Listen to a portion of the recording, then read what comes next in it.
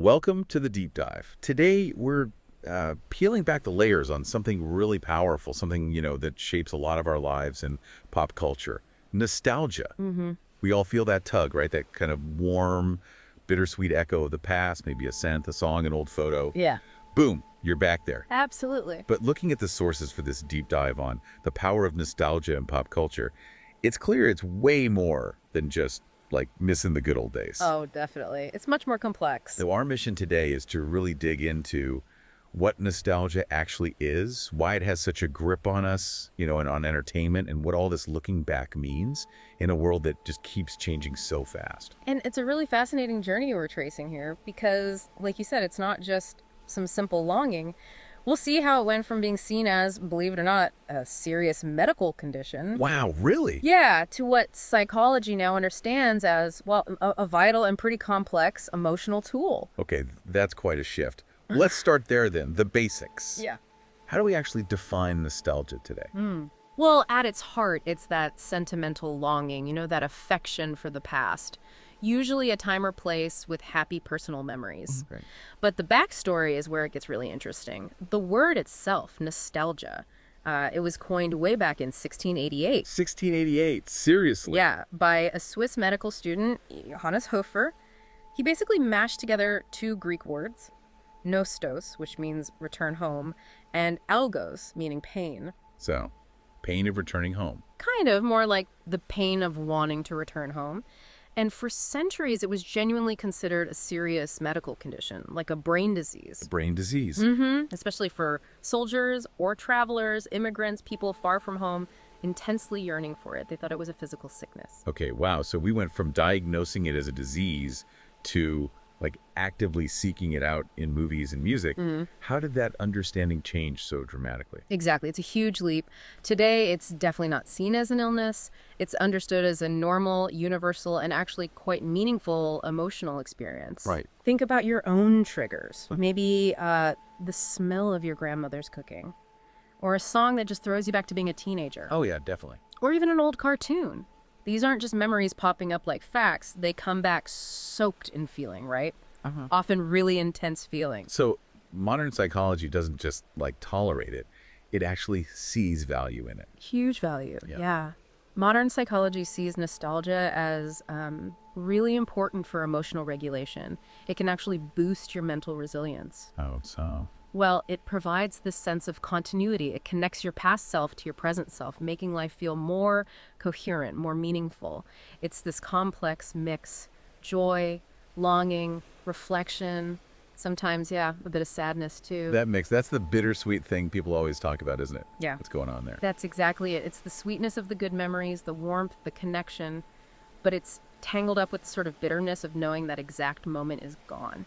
That you can't really relive it in the same way. Like, maybe remembering dancing in the kitchen with a parent when you were small, that brings a smile, right? Yeah. But if that parent isn't around anymore, maybe you've drifted apart, that same memory can, bring a lump to your throat. That tension is the feeling. Makes sense.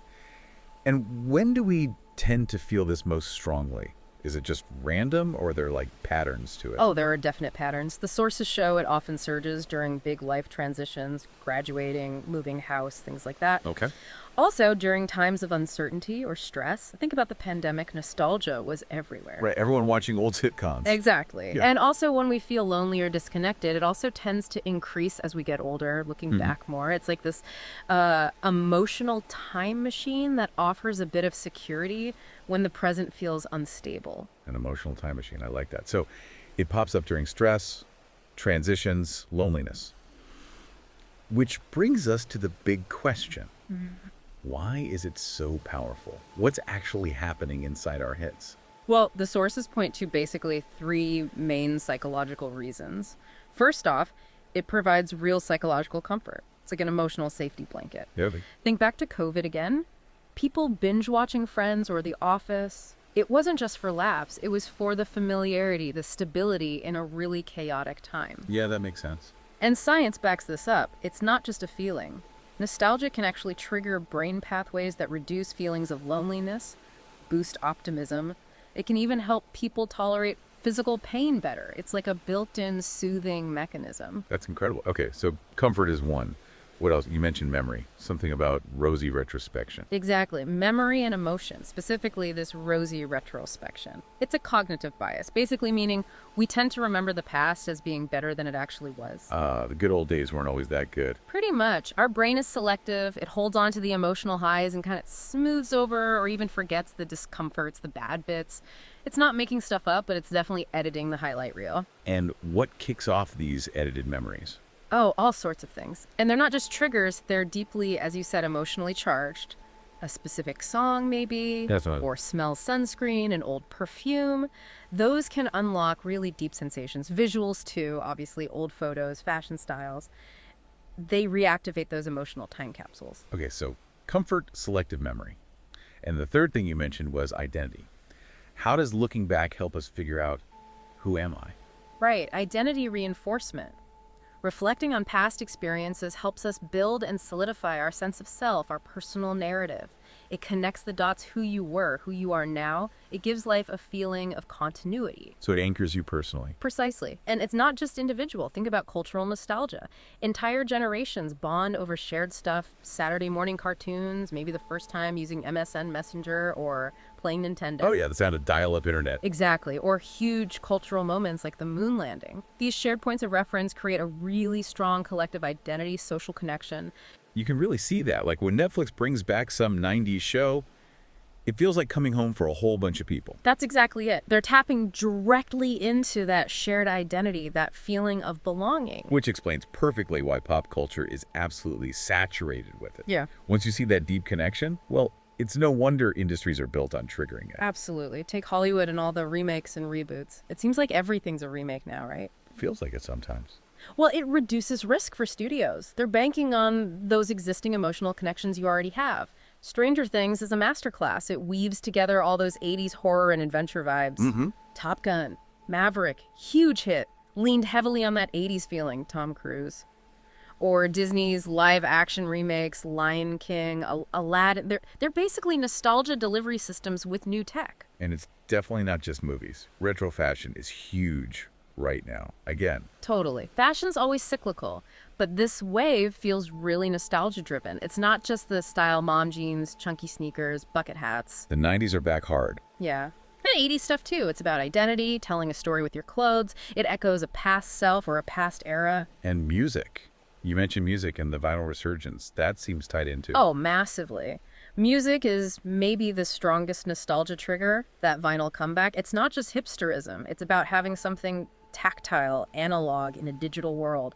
It feels more real somehow. Right, the whole ritual of it. Exactly. And look at new artists, The Weeknd, Dua Lipa, Bruno Mars. They're constantly borrowing sounds and aesthetics from the 70s, 80s, and vinyl sales.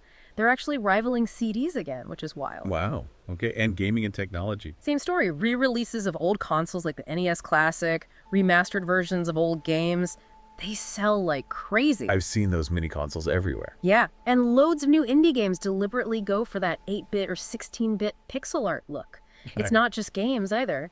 Think about Instagram filters making photos look like old Polaroids or VHS tapes. Oh yeah, those filters are everywhere. It's all tapping into that feeling. Even graphic design choices and apps sometimes use nostalgic colors or fonts. And finally, advertising and branding. Brands love nostalgia. Oh, they adore it. Because it works. It bypasses logic, hits you right in the feelings. If a brand feels familiar, you trust it more, feel safer with it. Like comfort food, but for buying stuff. Kind of. Think Coca-Cola using their classic logos, or Nike re-releasing old Air Jordans constantly. Yeah. And social media fuels it too. Like hashtag Throwback Thursday just makes it a regular habit for everyone. So it's absolutely everywhere. Yeah. But why does it keep coming back so reliably? Our sources talk about this like 20-year nostalgia loop. What's that about? Yeah, that generational cycle or 20-year loop is a big part of it. The idea is basically what was cool about 2 decades ago starts to feel cool again. Why 20 years specifically? Well, the thinking is that the generation who grew up with that stuff, say, in their teens or early 20s, are now hitting adulthood, maybe starting families, getting more spending power, and often becoming creators themselves. So they start referencing their own youth. Exactly. So, like, in the 2000s, we saw a huge 80s revival. The 2010s were obsessed with the 90s, friends on streaming, grunge fashion. Scrunchies made a comeback. Right. And now We're seeing the early 2000s return, low-rise jeans, flip phones as fashion items, Mean Girls quotes everywhere. It's the next wave hitting that point. Okay, that makes sense. But beyond the cycles, there's also this idea of cultural anchoring, right? Like, in a world changing so fast, the past feels stable. That's a really crucial point. Our digital world moves at lightning speed. Everything feels temporary. Nostalgia offers this stable anchor, something familiar and reassuring. It's a kind of escapism, too. And does that get stronger during tough times? Definitely.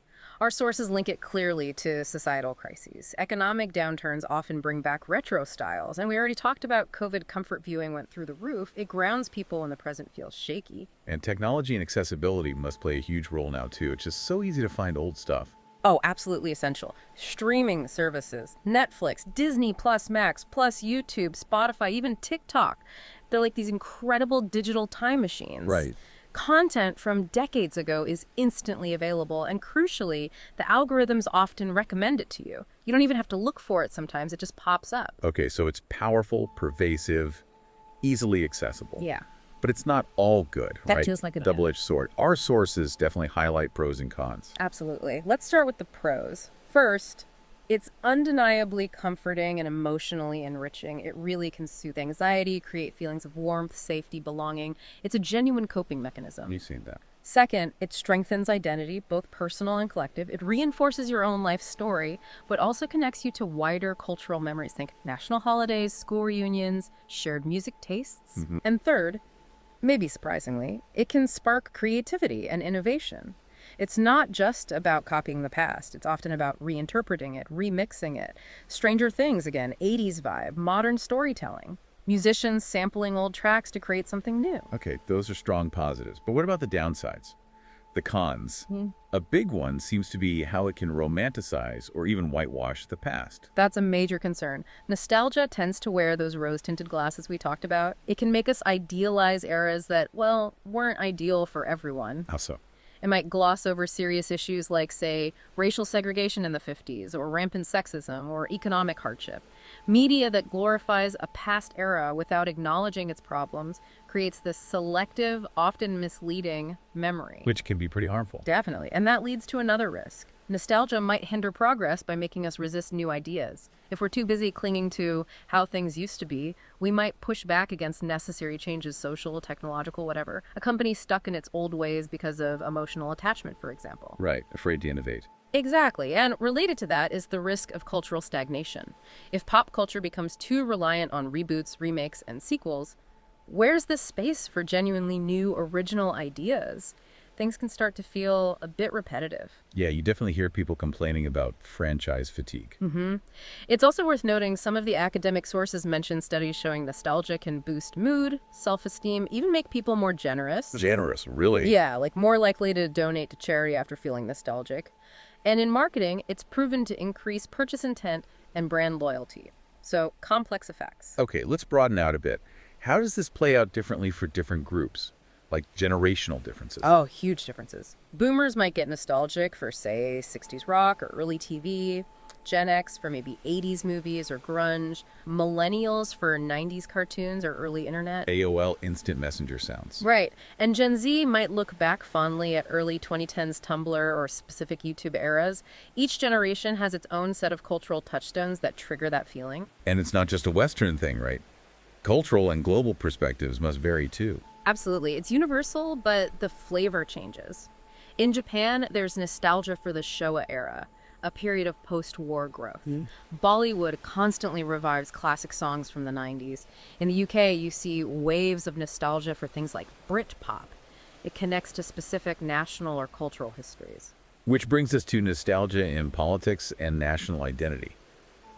That feels like a potentially tricky area. It really can be. Political movements often harness nostalgia very effectively. Slogans like "Make America Great Again" or the UK's "Take Back Control" during Brexit, they tap into a longing for a perceived, simpler, better past. But that past might be selectively remembered. That's the danger.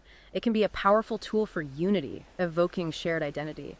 But it can also be manipulative, romanticizing eras that were deeply problematic for many, or used to stoke fear of change or outsiders. You have to be critical about which past is being invoked and why. And on a personal level, there's the dark side.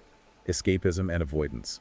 When does it become unhealthy? It crosses a line, I think, when it stops being a comforting reflection and becomes a way to actively avoid dealing with present-day challenges or realities. Like constantly rewatching old shows instead of facing a problem. Exactly. Or holding on to unrealistic expectations based on a glorified past, leading to disappointment with the present.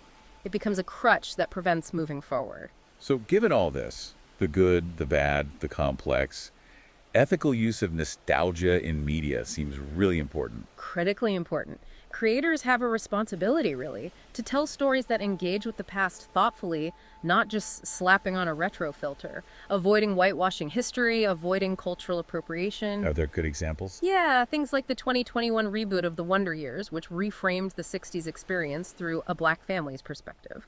Or HBO's Watchmen, which used a familiar superhero framework to tackle deep historical trauma in a really nuanced way.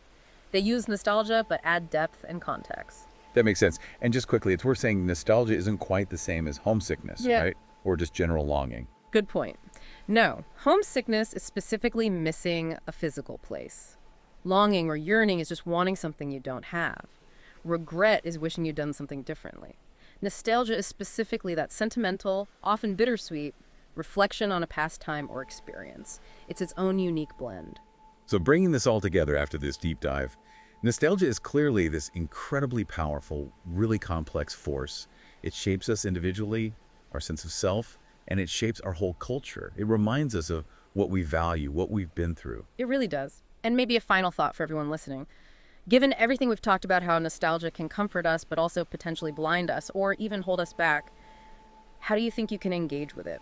With your own nostalgic feelings and all the nostalgic stuff around you, how can you use it in a way that genuinely enriches your understanding rather than limiting it?